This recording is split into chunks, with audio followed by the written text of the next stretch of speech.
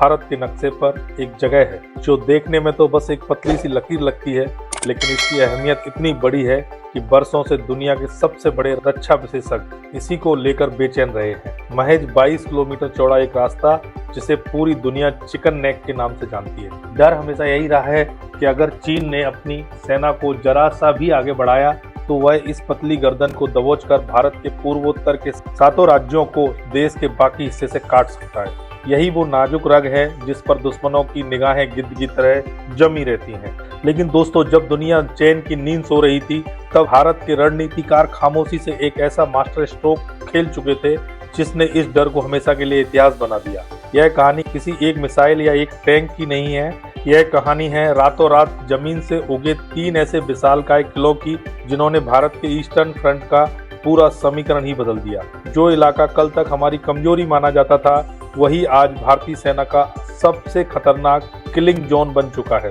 अब सवाल कई हैं, आखिर ये 3 नए सैन्य ठिकाने कहाँ बनाए गए हैं? उनकी लोकेशन इतनी गोपनीय क्यों रखी गई है कि चीन के जासूसी सैटेलाइट तक भटक गए और उन्हें भनक तक न लगी? और क्या बांग्लादेश में हालिया सत्ता परिवर्तन और चीन पाकिस्तान की बढ़ती नजदीकी ने भारत को यह आक्रामक कदम उठाने पर मजबूर किया है? सबसे बड़ा सवाल, क्या भारत अब सिर्फ डिफेंस में नहीं बल्कि सीधे अटैक मोड में आ चुका है? इन तमाम सवालों के जवाब और इस ऐतिहासिक बदलाव की पूरी कहानी हम आपको आज बताएंगे, तो वीडियो के अंत तक जरूर बने रहिएगा और सीट की पेटी बांध लीजिए। और इस मास्टर स्ट्रोक पर आपकी क्या राय है कमेंट में जय हिंद लिखकर जरूर बताइएगा। चलिए सबसे पहले उस खतरे को समझते हैं जिससे यह पूरी कहानी शुरू होती है। सिलीगुड़ी कॉरिडोर, जिसे प्यार से या डर से हम चिकन नेक कहते हैं। यह पश्चिम बंगाल में स्थित भारत का वो सबसे नाजुक मोड़ है जिसकी चौड़ाई कई जगह इतनी कम है कि एक तरफ खड़े होकर दूसरी तरफ का नज़ारा साफ दिख जाए। उत्तर में चीन का डोकलाम पठार है और दक्षिण में बांग्लादेश, बीच में नेपाल व भूटान। पूरा इलाका एक सैंडविच की तरह फंसा हुआ है। 2017 के डोकलाम विवाद के समय चीन की पीपल्स लिबरेशन आर्मी का इरादा बिल्कुल साफ था, चुम्बी घाटी से नीचे उतरकर इस कॉरिडोर के करीब पहुंचना। रणनीति सीधी थी, एक बड़ा हमला, हवाई और रेलवे लाइन तबाह और पूरा नॉर्थ ईस्ट भारत से कट जाए। जरा सोचिए, अगर ऐसा हो जाता तो अरुणाचल प्रदेश, असम, मणिपुर, नागालैंड, मिजोरम, त्रिपुरा और मेघालय तक सैनिक, हथियार और रसद कैसे पहुंचती? यह एक ऐसा डरावना सपना था जिसने सालों तक हर भारतीय जनरल की नींद उड़ा रखी थी। दुश्मन को लगता था कि भारत यहाँ कमजोर है, जगह कम है, पहाड़ों पर चीन की पकड़ मजबूत है, लेकिन वे एक बात भूल गए कि 1962 वाला भारत अब इतिहास बन चुका है। 2025 का भारत अपनी कमजोरियों पर रोता नहीं, उन्हें अपनी सबसे बड़ी ताकत में बदलता है। और इस बार भी ठीक वही हुआ। भारत का जवाब, 3 नए ब्रह्मास्त्र जैसे सैन्य बेस। अब उस धमाकेदार खबर पर आते हैं जिसने सीमा पर हलचल मचा दी है। भारत ने सिलीगुड़ी कॉरिडोर की सुरक्षा को 3 परतों में अवैध बनाने के लिए 3 अत्याधुनिक मिलिट्री गारिशन सक्रिय कर दिए हैं। एक कोई मामूली चेक पोस्ट नहीं बल्कि आधुनिक युद्ध के लिए पूरी तरह तैयार सैन्य छावनियां हैं। पहला बेस चोपड़ा, पश्चिम बंगाल। इसकी लोकेशन चौंकाने वाली है। बांग्लादेश सीमा से सिर्फ 1 किलोमीटर से भी कम दूरी, यानी बिल्कुल दुश्मन की नाक के नीचे। यहाँ से भारत न सिर्फ सिलीगुड़ी के सबसे सक्रिय हिस्से की रक्षा कर सकता है बल्कि सीमा पार होने वाली हर गतिविधि पर पैनी नजर भी रख सकता है। दूसरा ठिकाना किशनगंज, बिहार। इसे एक फॉरवर्ड लॉजिस्टिक हब के तौर पर तैयार किया गया है जहाँ से रसद और अतिरिक्त सैन्य सहायता तेजी से पहुंचाई जा सकेगी। और तीसरा सबसे अहम और ऐतिहासिक, असम के धुबरी के पास बना लचित बोरफुकान मिलिट्री स्टेशन। नाम ही ऐसा है कि दुश्मन के पसीने छूट जाएं। वहीं लचित बोरफुकान, जिन्होंने कभी मुगलों को असम की धरती पर घुटने टेकने पर मजबूर कर दिया था, आज उन्हीं के नाम पर बना यह बेस आधुनिक दुश्मनों को जवाब देने के लिए तैयार है। इन तीनों ठिकानों का एकदम साफ मकसद है 30 कोर, ब्रह्मास्त्र कोर और त्रिशक्ति कोर को ऐसी स्थिति में रखना कि चीन या उसका कोई नया साथी, चाहे वो बदलता हुआ बांग्लादेश ही क्यों न हो, कोई चाल चलने की हिम्मत न कर सके। अब सवाल उठता है, इतनी जल्दी क्यों? इसके पीछे छुपा है एक बड़ा जियोपॉलिटिकल गेम। पिछले कुछ महीनों में बांग्लादेश में जो सियासी उलटफेर हुआ है उसने भारत के रणनीतिकारों को सतर्क कर दिया। एक ऐसी अंतरिम सरकार जिसका झुकाव साफ तौर पर चीन और पाकिस्तान की ओर दिखता है। खबरें यहाँ तक हैं कि ढाका अब चीनी फाइटर जेट्स और पाकिस्तानी हथियारों में दिलचस्पी ले रहा है।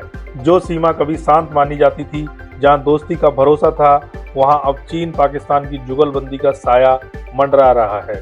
भारत समझ चुका है कि सिलीगुड़ी कॉरिडोर को खतरा अब सिर्फ उत्तर से नहीं बल्कि दक्षिण से भी हो सकता है, यानी टू फ्रंट वॉर की स्थिति बन सकती है। इसलिए भारत ने अब सिर्फ बचाव नहीं बल्कि दबदबे की रणनीति अपना ली है। चोपड़ा बेस का सीमा के इतना पास होना साफ संदेश है, हम तुम्हारी हर हरकत देख रहे हैं और जवाब बिजली की रफ्तार से मिलेगा। यह बेस सिर्फ डिफेंस के लिए नहीं बल्कि ऑफेंसिव डिफेंस के लिए है, खतरा दिखते ही हमला करने के लिए तैयार। और दोस्तों, इन ठिकानों पर सिर्फ दीवारें और बैरिक नहीं बल्कि वहां तैनात किया गया हथियारों का ऐसा जखीरा जो किसी भी सेना की रूह तक कपा देने के लिए काफी है। सिलीगुड़ी कॉरिडोर के बेहद करीब स्थित हासीमारा एयरबेस पहले से ही पूरी ताकत के साथ एक्टिव है।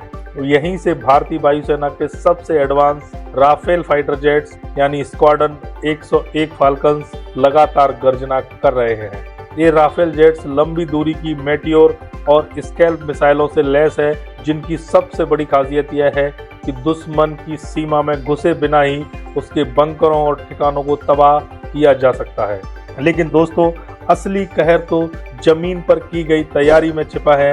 इस नए सैन्य ठिकानों को S-400 एयर डिफेंस सिस्टम के अजय कवच से सुरक्षित किया गया है। इसका मतलब साफ है कि अगर चीन कोई फाइटर जेट या ड्रोन इस इलाके की तरफ आंख उठाकर देखने की भी कोशिश करता है तो उसे 400 किलोमीटर दूर ही आसमान में खत्म कर दिया जाएगा।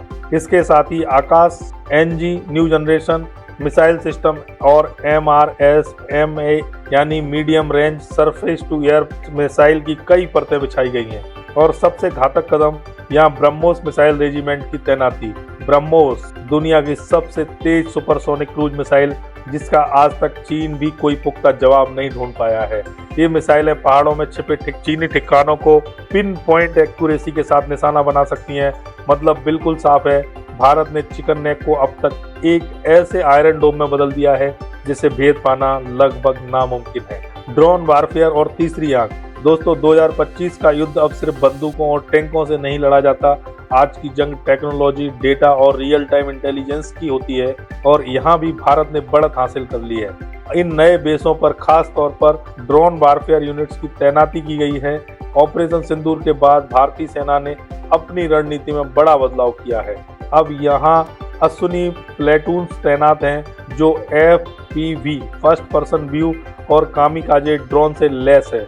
ये छोटे छोटे ड्रोन झुंड में उड़ते हैं और मक्खियों की तरह दुश्मन के टैंकों, रडार सिस्टम और बंकरों से टकराकर उन्हें तबाह कर देते हैं। इसके साथ ही यहाँ भैरव बटालियन को भी खास मिशनों के लिए तैयार किया गया है।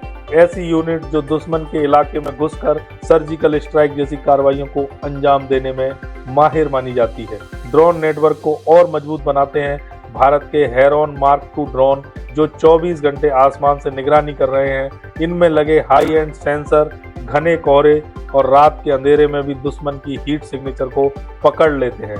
नतीजा यह है कि सिलीगुड़ी कॉरिडोर के आसपास अगर अब एक पत्ता भी हिलता है तो उसकी जानकारी रियल टाइम में सीधे दिल्ली के वॉर रूम तक पहुंच जाती है। यह सर्विलांस ग्रेड इतना मजबूत हो चुका है कि अब People's Liberation Army surprise attack का सपना देखना भी छोड़ दे। लचित बोरफुकान नाम में छिपा सख्त संदेश। असम के धुबरी में बने इस नए सैन्य अड्डे का नाम यूं ही लचित बोरफुकान नहीं रखा गया है। इसके पीछे एक गहरा मनोवैज्ञानिक और ऐतिहासिक संदेश छिपा है। लचित बोरफुकान वही महान योद्धा थे जिन्होंने 1671 में सराय घाट की लड़ाई में विशाल मुगल सेना को ब्रह्मपुत्र नदी में करारी शिकस्त दी थी, जबकि दुश्मन संख्या में कई गुना ज्यादा था। उन्होंने गुरिल्ला युद्ध और नदी के भूगोल का ऐसा इस्तेमाल किया कि इतिहास बदल गया।